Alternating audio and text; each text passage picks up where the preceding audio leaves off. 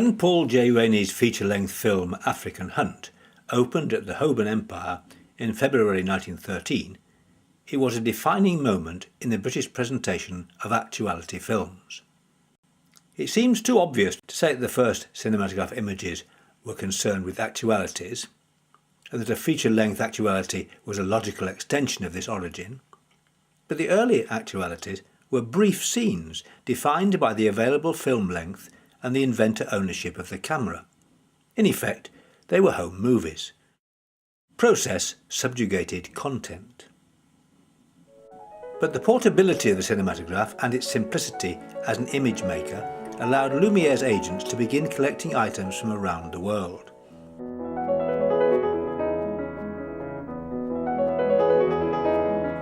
This tradition of collecting and exhibiting scenes from other places had long been the stock in trade of lanternists, both as mere showmen or as practical, geographical and ethnographical lecturers.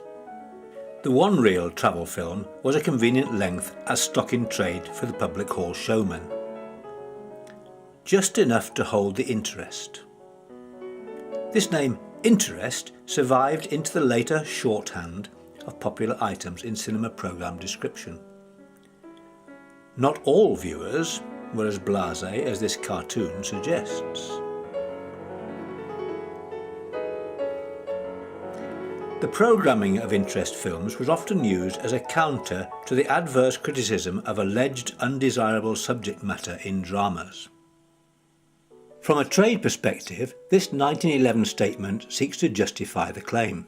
Many of the artists taking part in film production have deservedly become popular with the picture-loving public. Some of our prominent firms, however, are not able to boast that they are paying large salaries to retain the services of successful artists for their pictures. They are engaged in what we may term the more serious branch of picture making, sending their operators to various parts of the world to secure valuable negatives illustrating scenes and incidents in foreign countries. The urban aura motto of "We put the world before you" was the sentiment of a number of producers and agents.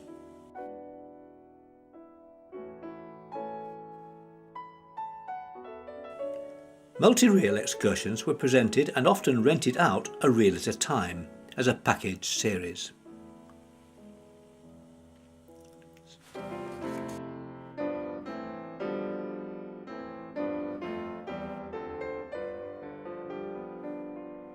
Specialist programmes, such as that promoted by the Wests with Our Navy and Our Army themes, had, with sufficiently talented and informed lecturers, produced a regular clientele, though largely from the lower middle classes. Though fictional films lengthened and became the standard fare of the picture halls, the typical interest film appeared to be fixed in its short duration and its supporting role.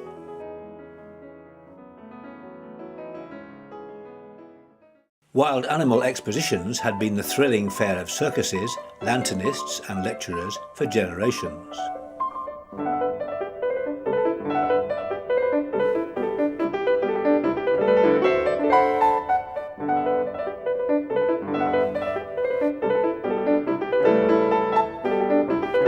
A lion was hunting Andy Stout. He took out his brolly and gave it a clout. It hurried off to find its den, and never disturbed our Andy again.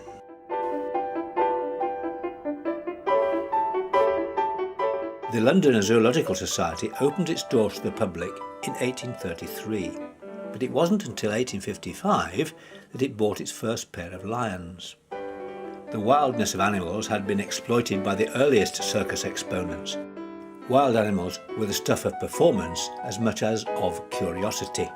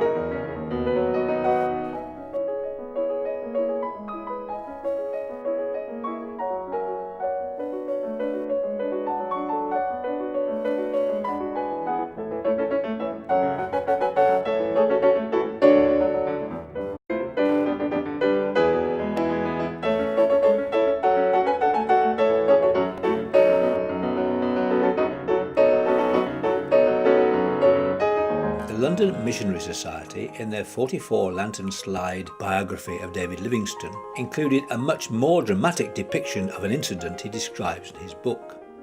People could be in close proximity to stuffed animals and birds in the new 19th century museums.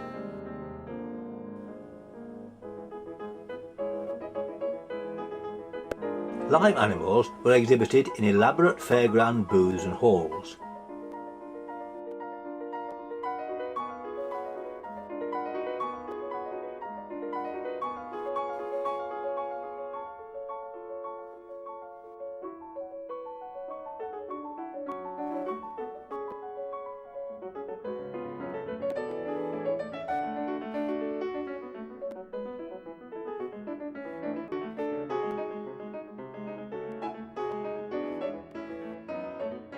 Some of the larger circuses could also boast the largesse of their displays.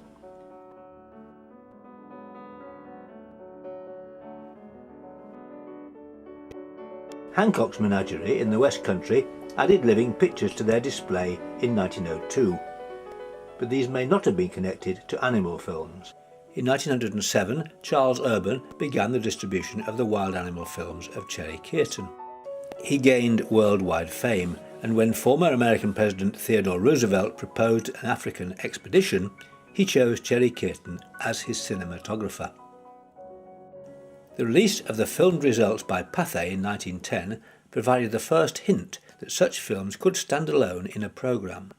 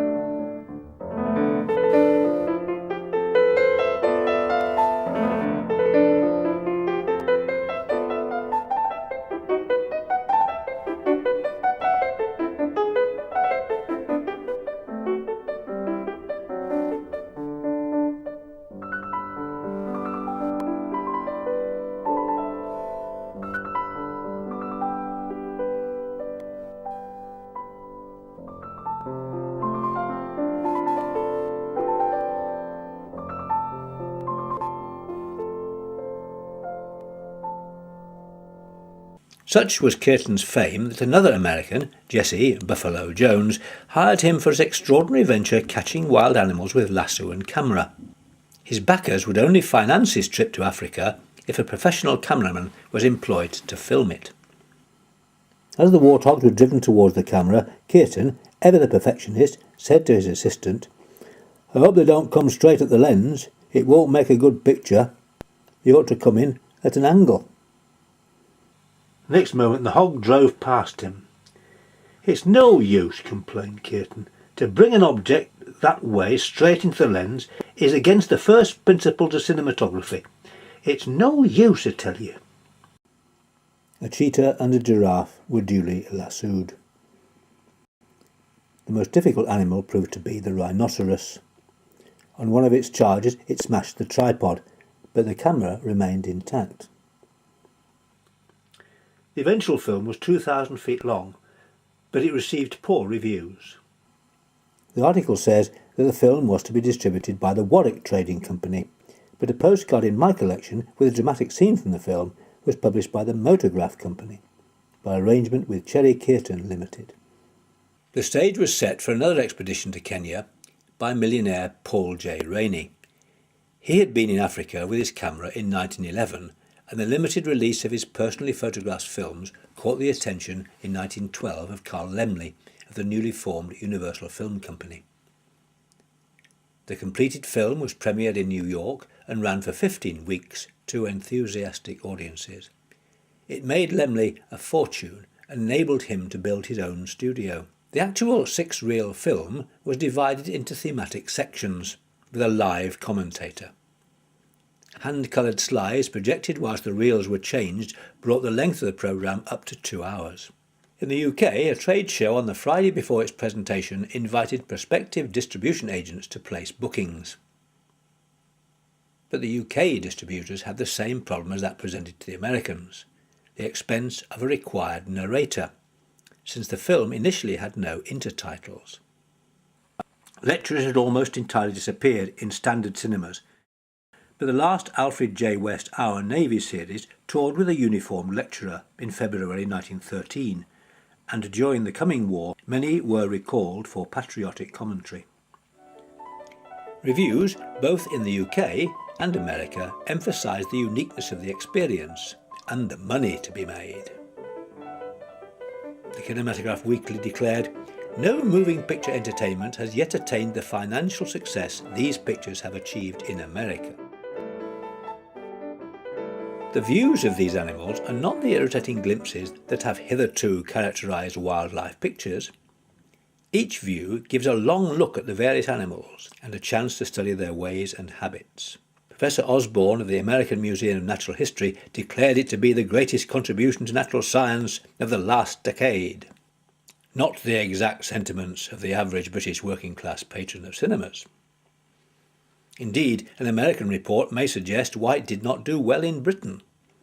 To the layman, the pictures are a source of instruction and entertainment. To the lover of natural history, they are a revelation and a source of keenest pleasure. And to the hunter and expert, they must be productive of a great deal of heartfelt pleasure.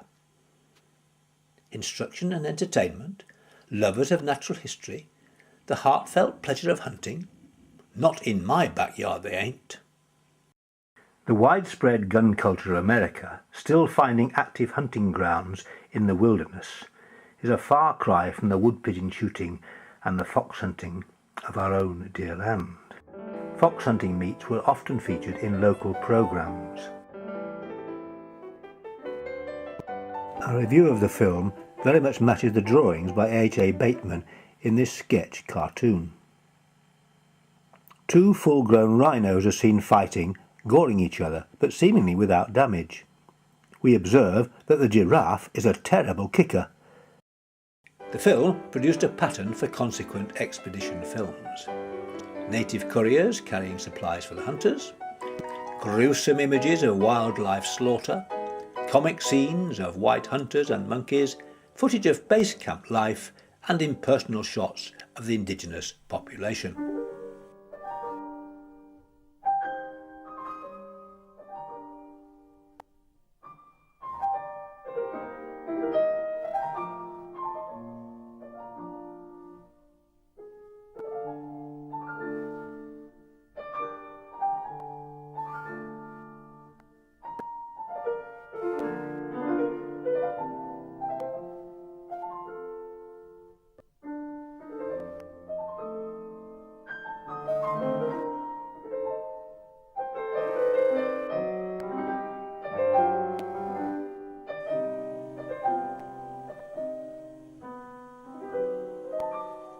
The King and Queen saw the film on March 6, 1913 at Buckingham Palace. The King commented in his diary, 10 p.m. Mama, Toria,